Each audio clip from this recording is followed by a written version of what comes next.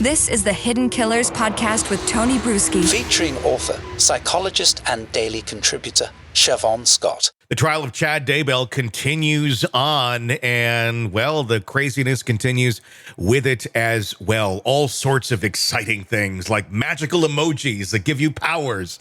It's really kind of a crazy world, but I think we knew that going into it. Joining me to discuss, Shavaun Scott, psychotherapist and author. It is easy just to look at this and go, well, they're crazy, and, that's it.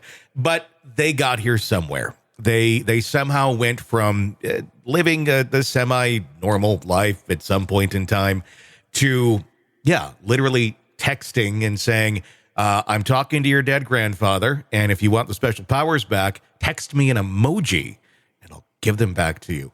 That's just one of the lines that we learned about this week. Shavaun, walk me through this a little bit. How does one get there? It's really hard to understand how people can, look like, if you saw them as your neighbors in your neighborhood, you wouldn't have any clue about this crazy magical thinking. But I think it's unfortunate that in truth, there are lots and lots of people who entertain these weird beliefs. And then as these folks did, they find other people who have that tendency, who believe the same way they do, and they all reinforce each other. And it just gets further and further out there as time goes on. But I mean, at some point, somebody's got to say this is nuts. I mean, or at least the initial person I would think would be thinking this is nuts. Is it kind of one of those things where you throw it out there and you see what sticks, and that, wow, these people actually believe this, and if I keep going down this road, I can control them? Is that how this all starts, or did Chad, you think, at one point actually believe this sort of stuff that he was telling Lori? My guess about Chad is it's primarily about his ability to coerce and control other people and manipulate them.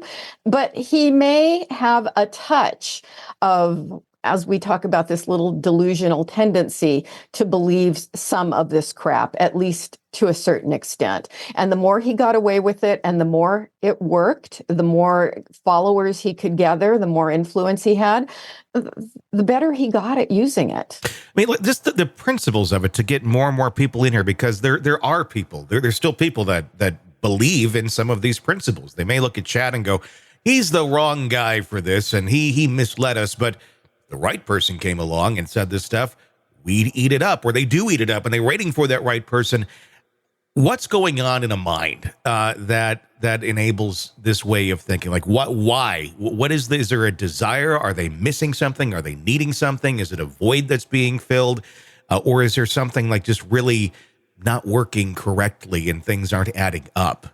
I go with most of the time it's something's not working correctly. And I actually have a person in my family system, not my immediate family, but my family system, who has a lot of these same, not this identical type of religious belief, but has weird religious beliefs with a lot of magic, a lot of focus on evil spirits and the devil. And he's into conspiracy. Name a conspiracy theory and he'll bring it up at Thanksgiving, and everybody else just kind of rolls their eyes and says, here he goes. He's always been weird in that way.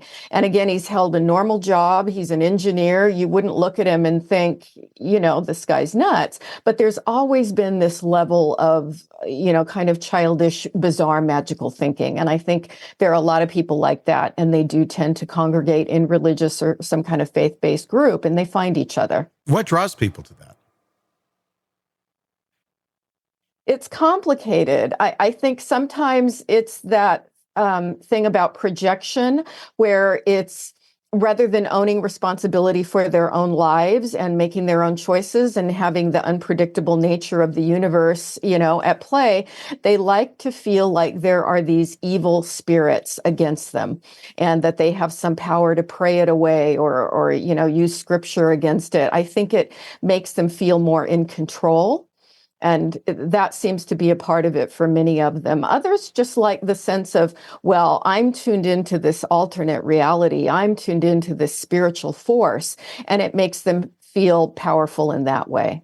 I mean, we're talking about, adults, here in this. And Chad and Lori, going back on this, I mean, if you look at some of the text messages, it looks like it could be between two children, just like magical, like we're playing, but they're operating as if this is reality.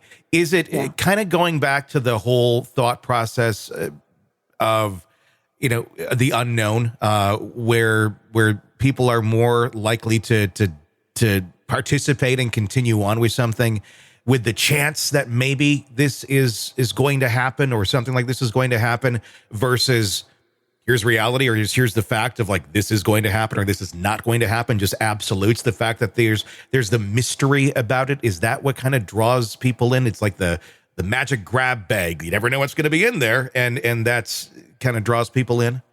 Yeah, I think they get a mood boost out of it. It's kind of exciting. The relative that I mentioned was firmly convinced that, Armageddon was going to happen. I think the first time was 1978, and then it was going to happen in the 80s. And I do think that at least 90% of him believed it, Now, obviously, it doesn't ever go that way. But then there's just another fabulous, fantastic belief that takes its place. And so it just seems to be the way they're wired.